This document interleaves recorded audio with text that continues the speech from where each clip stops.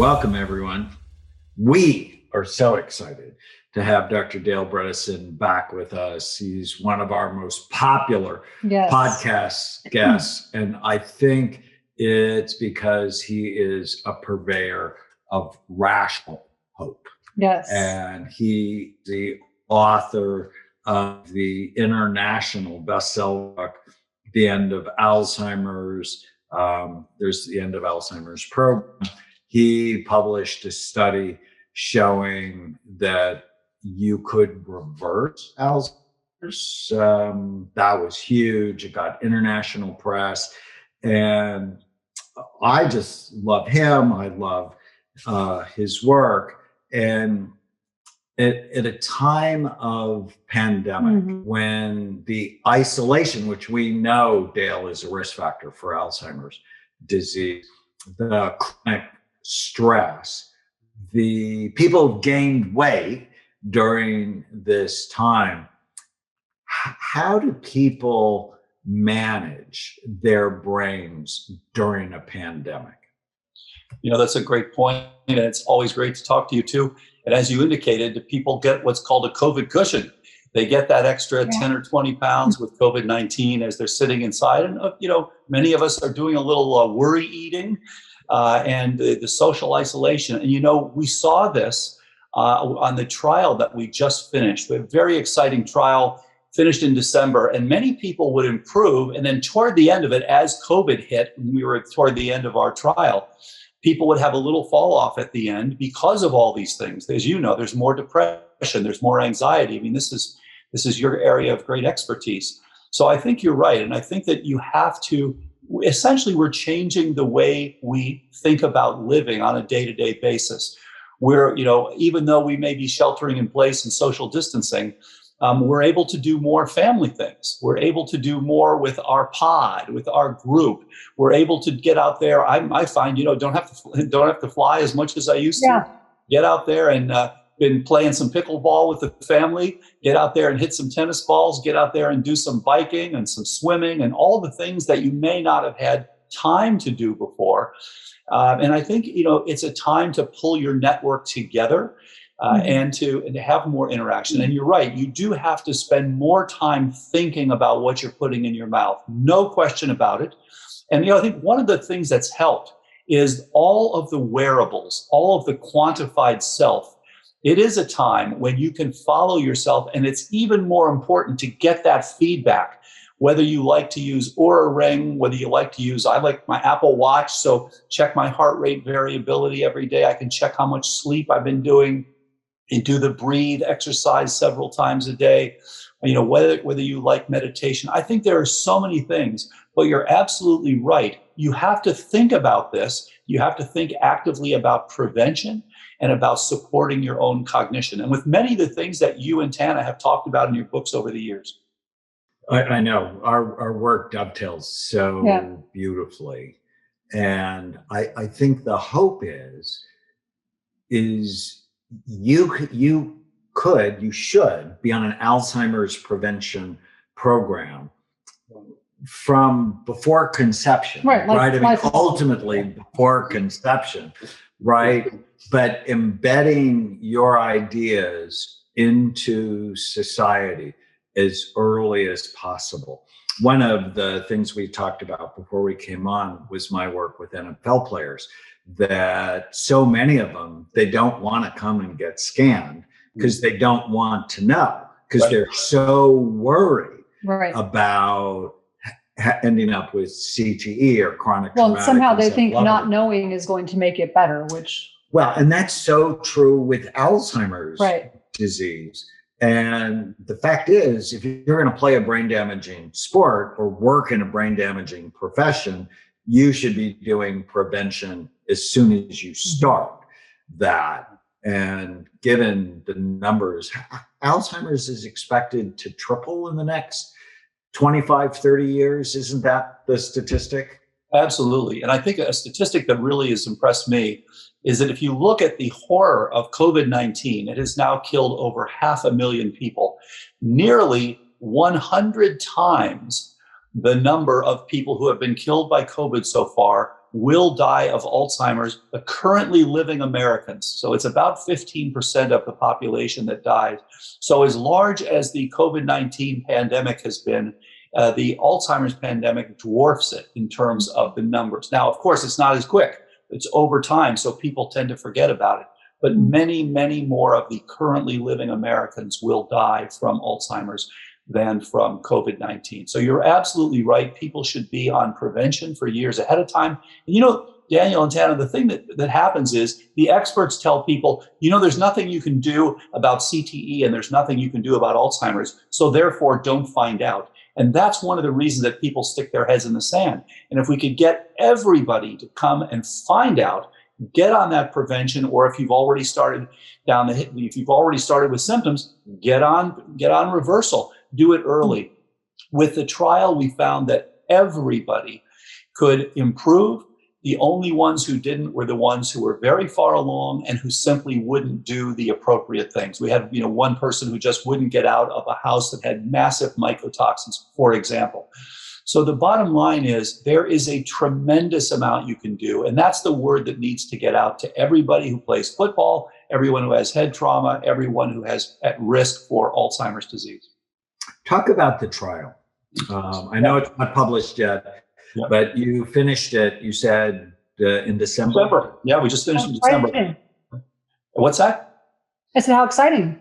Yes, so this has been a while in the making. So as you can imagine, so when we were working actually back in the lab, back in 2011, we realized when we had developed a drug that looked very nice, that looked like it changed this ratio of the synaptoclastic peptides, the ones that are causing pullback, to the synaptoblastic peptides, the ones that were actually allowing you to make and keep new connections. We were very excited about that. And so we thought, okay, great, we want to test this drug. But then we realized, okay, wait, there are all these other pathways. We're really going to have to do a very comprehensive trial. So we proposed the first comprehensive trial back in 2011, and we were turned down by the IRBs. They said, you can't do a multivariable trial. It's got to be one thing. We said, well, wait a minute. This is not a one thing disease. So we thought, okay, we've got to put together anecdotes. And then Daniel, just as you said, we started publishing the anecdotes. 2014, 2016, 2018, we published 100 examples with documented improvement. And then in 2018, after those 100, we went back and we got turned down again by the IRBs because everybody wants you to do these single variable trials, which really doesn't make sense. Finally, 2019, we got okayed for a small proof of concept trial. This will now lead to a much bigger trial. So this first one was just 25 people, but we very extensively evaluated each one. And you flip the script just as you do with your NFL players that you've looked at. You're flipping the script to say, instead of predetermining a treatment, which really makes no sense in cognitive decline, why give everyone the exact same thing?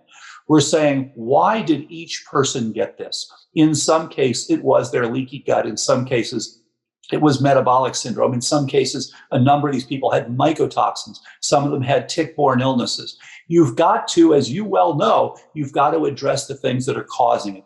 So we did that for all these 25 people. They had extensive evaluations. They went on a precision medicine protocol. We finished in December, and the vast majority of them showed an improvement. And I want to make one important point here. There was a huge announcement 3 weeks ago from Eli Lilly, in which they said, we didn't make people better with our drug Donanemab. We didn't even stabilize people, but we slowed the decline by 1/3. And in one day, the stock for that company rose by $20 billion for the total value of the company because of saying we slowed it by 1/3. Well, our results were far, far superior to that. We're making people actually better. So what that tells me is people are desperate. They're looking for hope. And we just have to make sure that the message we have, you're not stuck with the brain you have. You can make it better with a comprehensive program. That we just have to keep hammering that over and over again. We got to go to the next podcast, but we are so grateful. We're with Dr. Dale Bredesen, the author of the End of Alzheimer's and the End of Alzheimer's program. You have a new book coming out in August. What's that called again? called The First Survivors of Alzheimer's. Great stories from 7 Wow. people who wrote their own stories. Just fantastic. Yeah, love that. Stay with us.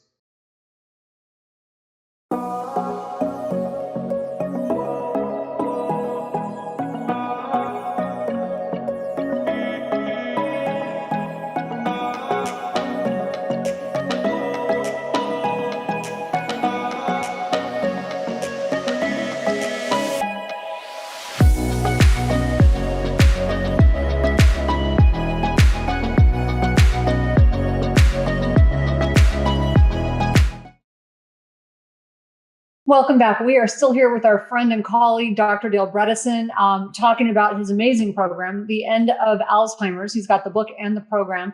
And I love, we were talking about your clinical trial in the last episode, Dr. Bredesen, and you talked about something which I think, we've been talking about for a long time. You've been talking about for a long time, but not a lot of people have been talking about for a long time. And it's really about treating the underlying causes, that Alzheimer's isn't one thing. So I love this idea that, to get people well, we've got to treat the underlying causes rather than putting Band-Aids over bullet holes, if you will, right. Trying to use this shotgun effect. Well, and how do you know unless you look? Right. Exactly. A major business principle is you can't change what you don't measure.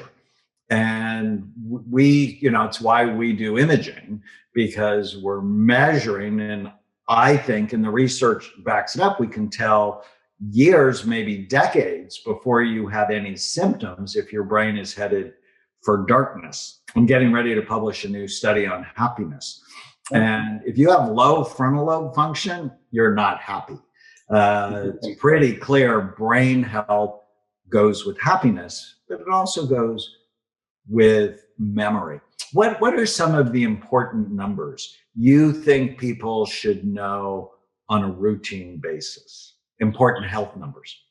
Yeah, well, I'd say, first of all, certainly agree with the point that Tana made, that you really need to look at these things. You really need to go after what's causing it. And as you said, there are critical numbers. And years ago, you had the tremendous critical insight that with psychiatry, you're not looking at what actually changes. And the SPECT scans change that, so you can now actually see. You can see what COVID does. You can see what Alzheimer's does. And you can see it coming, which is really critical.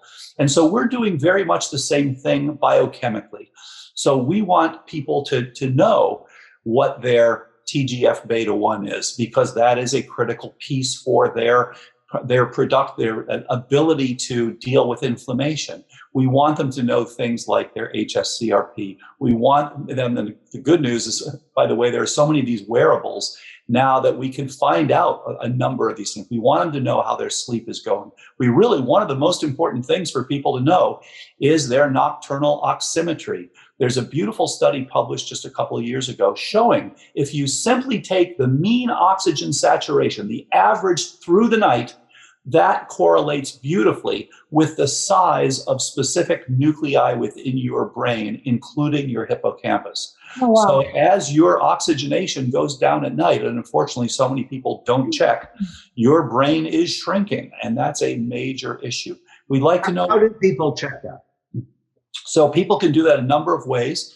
You can either do it with things like, you can do it with an Apple Watch. That'll actually— you wear that at night, it'll tell you what your oxygen status is while you're sleeping. You can do it with a simple oximeter, which you can buy inexpensively, or you can borrow from your physician. You can do it with a sleep study. If there's any question about your sleeping, good idea to have a sleep study. They will check that for you. So there are numerous ways to do that, but one way or the other, critical to know that. And another critical thing to know is your oral microbiome. We talk so much now about the gut microbiome and how important it is, but of course, also your sinus microbiome and your oral microbiome. And one of the things that's been found by the pathologists repeatedly in the brains of patients with Alzheimer's disease is P. gingivalis, a specific bacterium from your mouth that actually gets into your brain. This all, by the way, also goes systemically.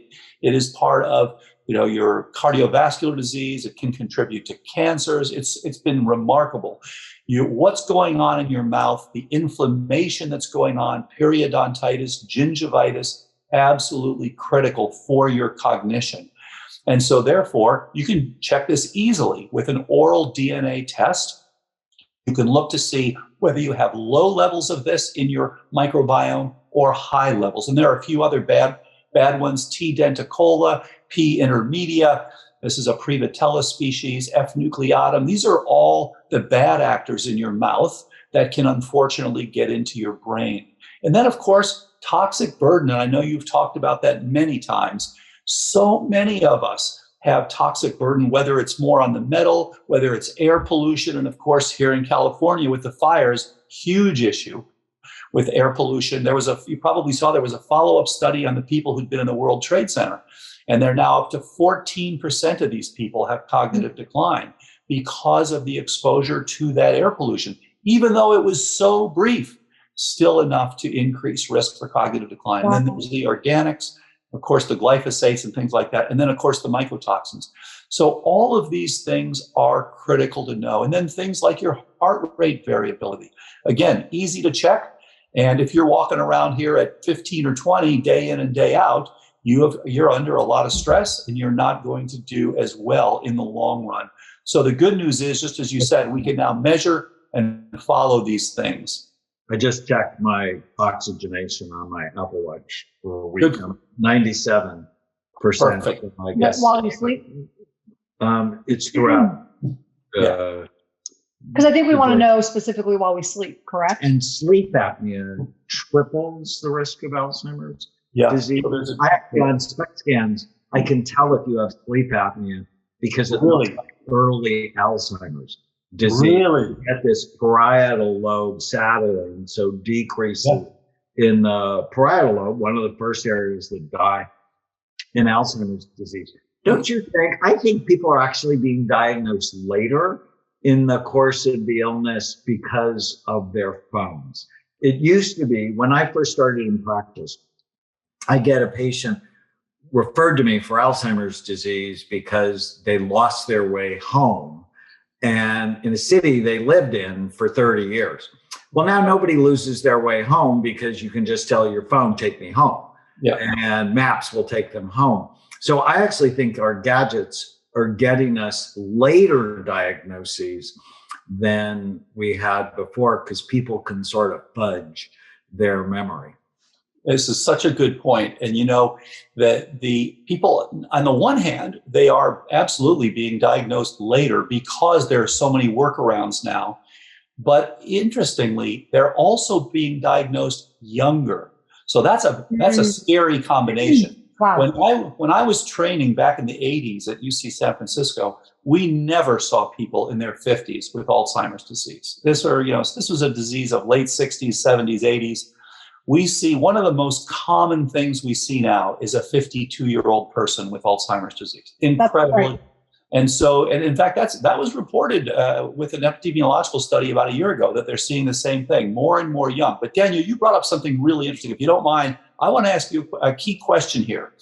So you brought up the biparietal look. And of course, on PET scans, you typically see it's temporal and parietal. But what's really interesting, so here's my question for you.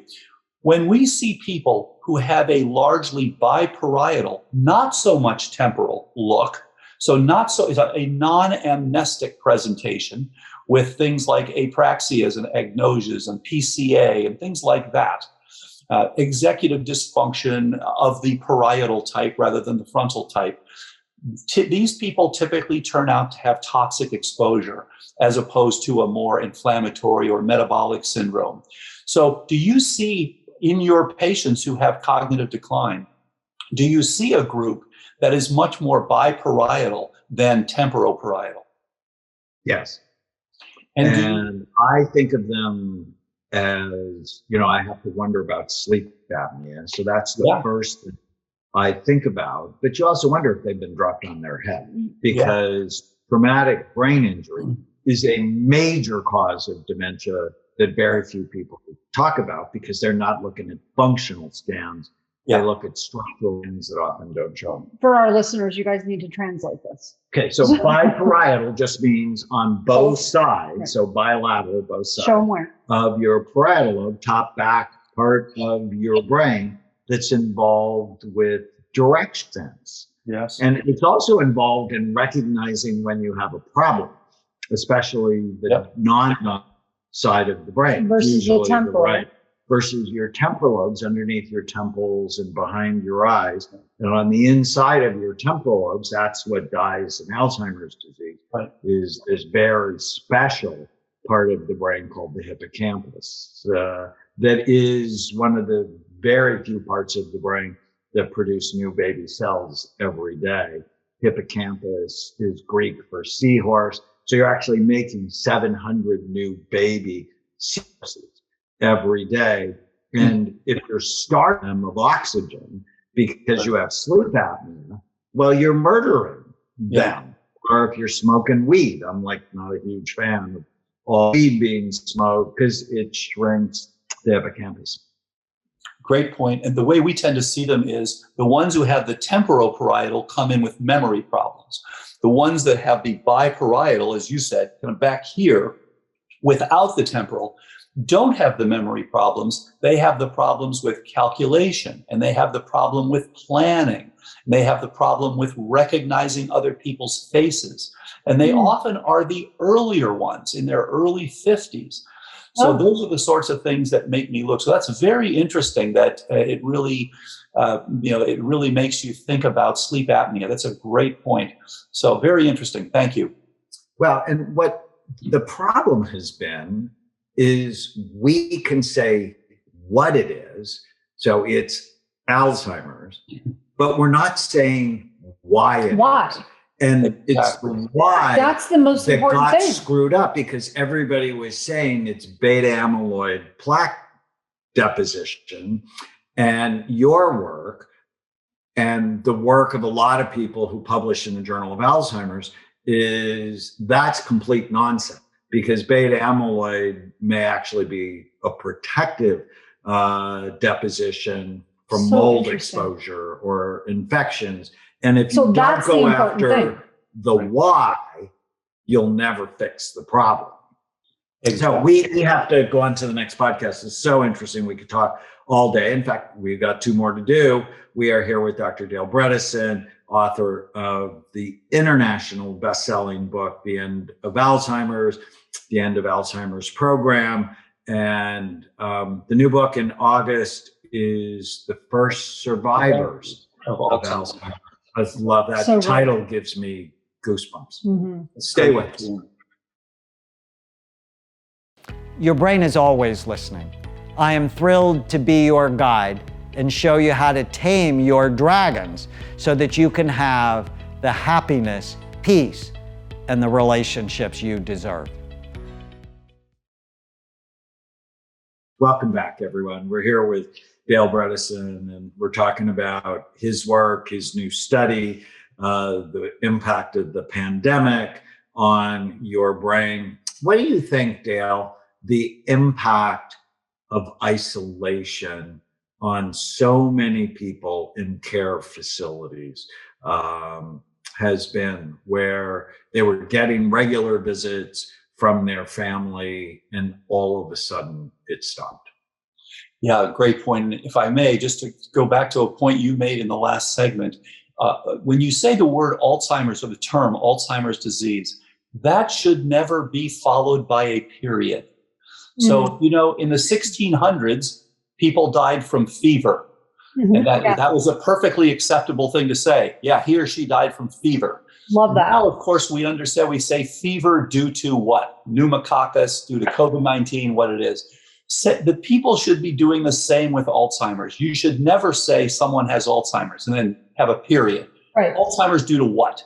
Now, you brought up the point about what happens at the facilities when people are there. About 80% of the people who enter those facilities have some cognitive changes, and we're actually now just in the middle of setting up a program so that there can be improvements. And there's a wonderful place in San Diego called Marama, M-A-R-A-M-A, set up by Dr. Heather Sanderson. And I think you know Heather, who that works with people in residential assisted living and tries to improve them. And she's seeing wonderful results with people in the facility. So that's the way of the future. And you're right, when people stop coming, there is more anxiety. There is, unfortunately, people go downhill more rapidly. There's less social networking. There's less of a reason. Of course, there's less of a reason to live.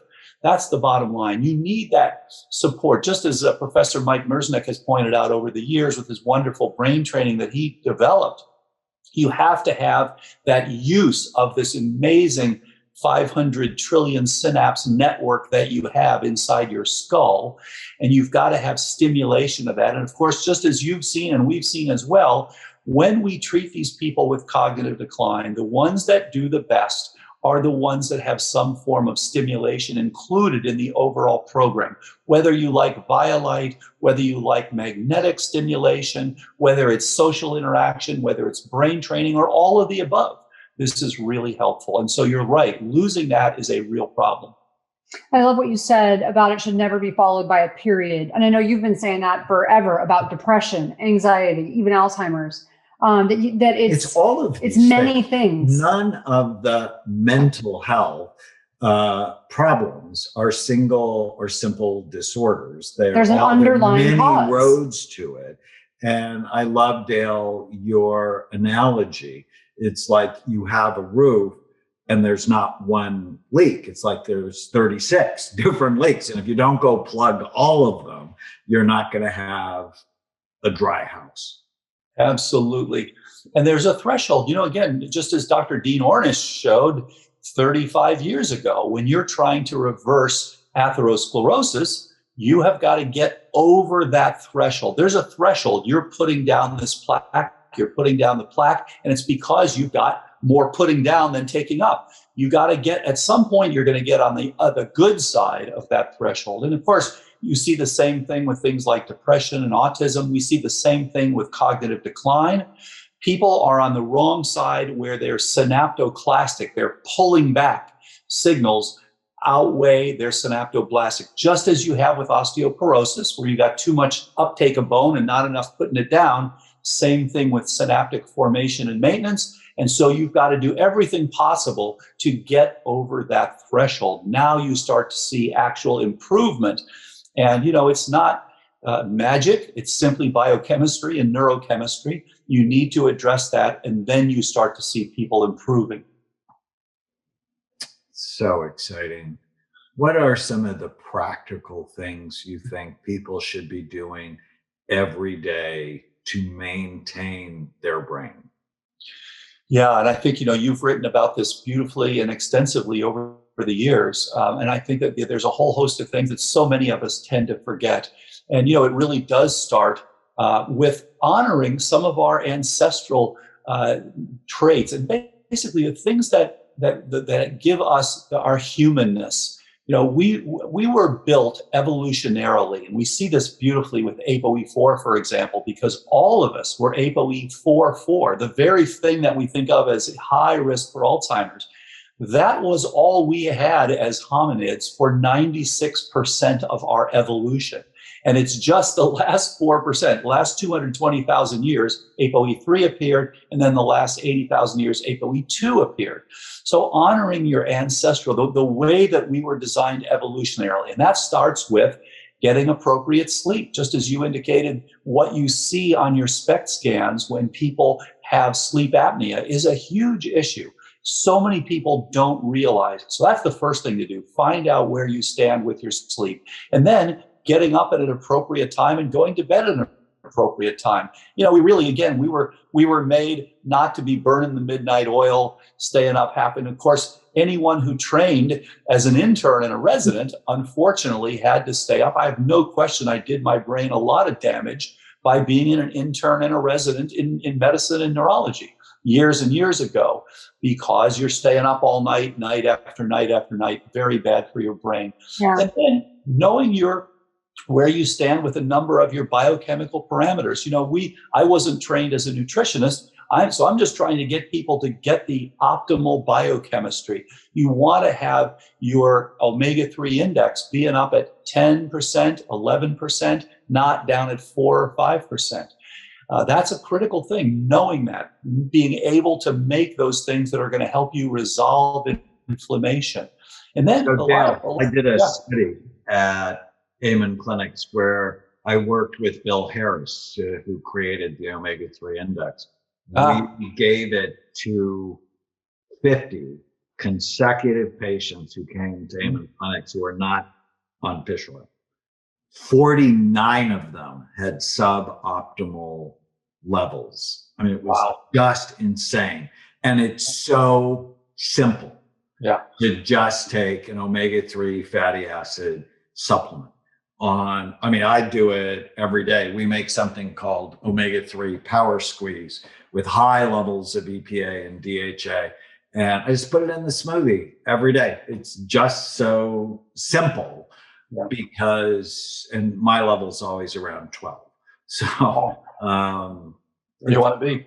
It's just a simple, easy thing to do. And whenever you do one thing, you're more likely to do another thing. Right. As you feel better, you're going to start improving and doing more. Well, you have an incentive to do it. You start feeling better, you start having more energy. And I do think, that's another issue. You can find out your ketone status very easily. And we do find that people who are getting themselves into mild ketosis do better overall with their cognition. And certainly for anyone who actually has some cognitive decline, check it out. You can now do it. You don't have to necessarily stick your finger. You can do it with a breathalyzer. There's a group called BioSense that's put out a nice breathalyzer that's actually quite accurate. And so blowing those above 7 ACEs, good idea to make sure, again, if you have cognitive decline, even more important, but a good idea to get into mild ketosis and getting yourself insulin sensitive. Getting rid of the sugar. I am telling you, I don't measure my ketones every day and do all that, but I know my body when I start eating carbs, like during quarantine, you get lazy and you start eating, and I'm eating quote unquote healthy carbs. But if I eat too many of them, I instantly don't feel good. I feel blah. I have brain fog. And then I go back on my keto program. I do my MCT oil and do all that stuff and, go back on my program and eat a lot of plant-based fat. And within a day or two, I'm just like, bing, it's like Lazarus effect. Absolutely. And I think this is something, again, most of us don't think about it. And we're out there, we're getting too many carbs. There's just no question. And again, what's interesting to me is we take these things that are actually, we were not designed evolutionarily to eat that many carbs. And yet we've gotten so used to it. I don't know if you've seen this wonderful series on National Geographic, which is called The Food That Built America. And it's really fascinating. How Heinz set up the ketchup, how the chips came to be, and how McDonald's and Ray Kroc developed, and how the pizza groups developed, all these things. And what's interesting about these, in each of these cases, they became billion sellers largely because they had carbs in them that people craved. And so, yes. And the more you eat, the more you crave. And it raises serotonin, which makes you feel good in the short run, but it also increases blood sugar and inflammation insulin, and that makes you feel bad in the long run. Right. All right. When we come back, we're going to have our final segment with Dr. Bredesen, and we're going to talk more about practical ways to keep your brain. Yeah. Stay with us.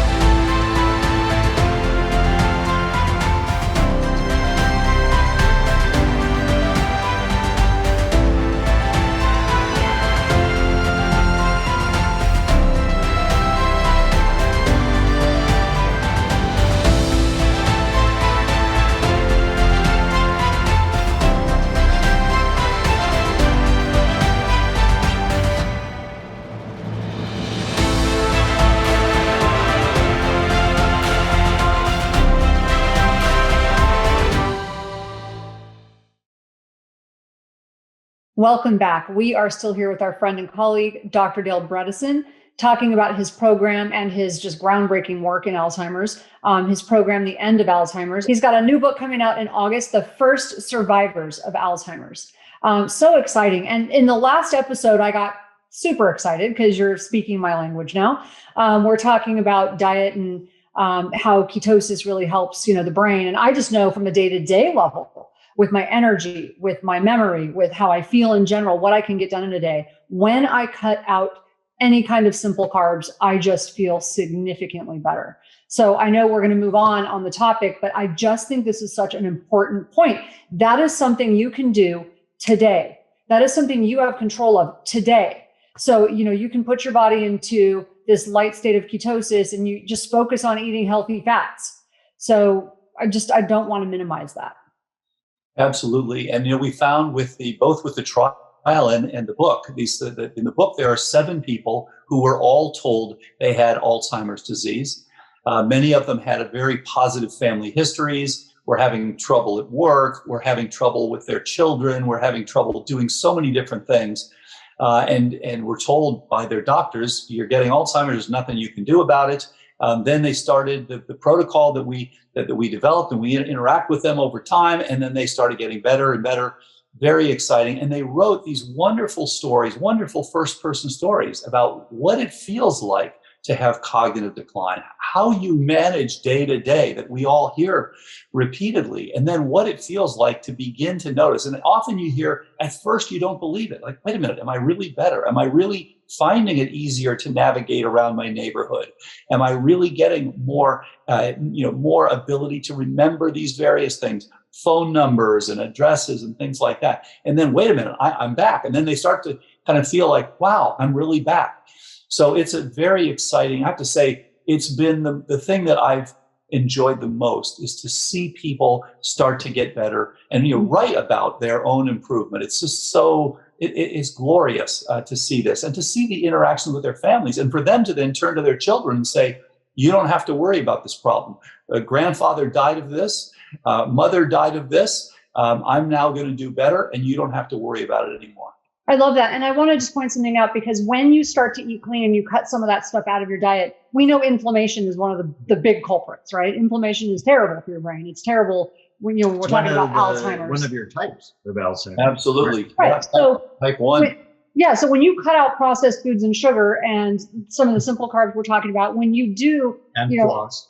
And but I'm talking about food right now. So when you talk about these healthy foods, like, you will feel the inflammation come down quickly. When you jump on the scale and 2 days later you're down 4 pounds, it's not likely that you lost a bunch of fat. It's likely that you lost a bunch of inflammation, right? So you're losing this inflammation. You feel it immediately and you immediately feel better. That is something you can control today. So I like that. Absolutely. And I think, this is a critical part of this. And that one message I think is so important for people to understand is, please don't give up. The arsenal, this is what's changed. We've all been told by the experts in the past that there is nothing that you can do. And therefore, forget, just as you said, Daniel, earlier about CTE, that everyone's told there's nothing you can do. And so people will try something, maybe a new program, and then they say, oh, it's not working immediately, I'm going to give up. Please stick with it. The arsenal is huge. You can continue to tweak and tweak and tweak and tweak. And we're now looking at other neurodegenerative diseases and looking at the unique biochemistry for each one to look at how can we now get these people on the right side of their curve. And between all the different things that can be done with diet, with exercise, with sleep, with stress, with toxicity, with brain training, with vascular improvement, all of these things are available now. And things like stem cells, plasmalogens, plasmapheresis. There's some really interesting work now being done out of UCSF looking at plasmapheresis in people. So again, one of these things by itself, probably not the cure, but getting the right thing, getting your orchestra tuned up basically has given the best results. Please don't give up. So both you and I have pioneered a new way of thinking. How have the academic people responded to your work, and how have you managed it personally? Yeah, this is a great point. There's good news and bad news. So what's happened is, that there are the 3 phases. The first phase is they ignore you, right? The second phase is they get angry and they fight you. And then the third phase is that they say, we've known this all along. Right. I think So- the second phase, they try to kill you, but. yeah, okay, that's fair. Yeah. So the good news is we're now into the second phase. They're writing nasty things in Lancet Neurology, for example. It's never right. You didn't do enough patients, and you didn't do this, and you didn't do that. So I'm happy to say that they're very angry and very threatened. But the reality is, you and I both know that treating a complex illness with a simple pill makes absolutely no sense. And I do think the pills are going to be very important, but when used appropriately, knowing the biochemistry and addressing the other things. So if you've got a roof with 36 holes in it, then in fact the pill is a great way to cover one hole, but it's not going to do very well unless you cover the other 35. And that's exactly what we're doing. And you got to figure out what are the big ones and what are the little ones for each person. So things are changing, but right now, a lot of marginalization, a lot of anger. And for me personally, I have no question it's affected my SPECT scan. I have no question it's affected my hippocampus, my amygdala, all of these sorts of things. So it's been painful because a lot of these are my old colleagues, my old friends who are really, really angry.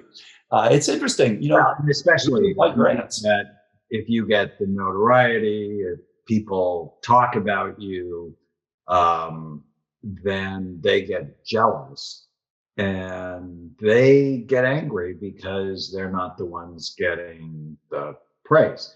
But what matters is the patients getting in well. 1962, Thomas Kuhn wrote a great book on the structure of scientific revolution. And he talks about 5 phases. And phase number 1 is you identify a problem. Yeah. It's like standard of care isn't working. And as a neurologist, seeing patients with Alzheimer's disease, you're like, this stuff isn't working.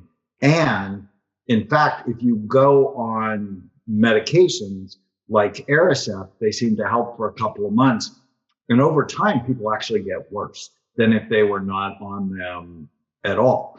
So step 2 is people start to fight about what's the fix. And the status quo people make small modifications. Like in my field, the DSM, we now have 6 versions of it.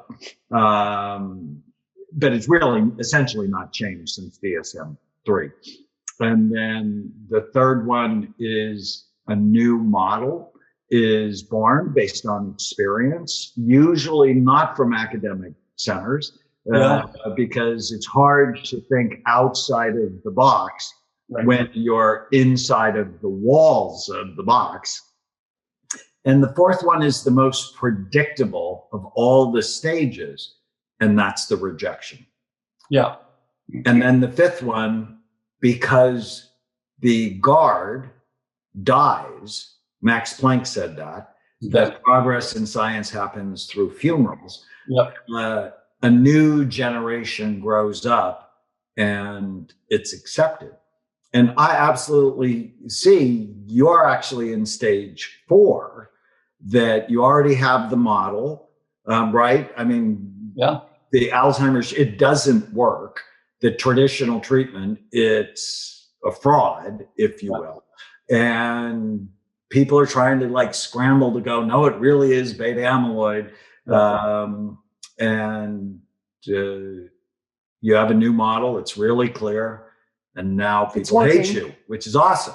We don't hate you. We love you.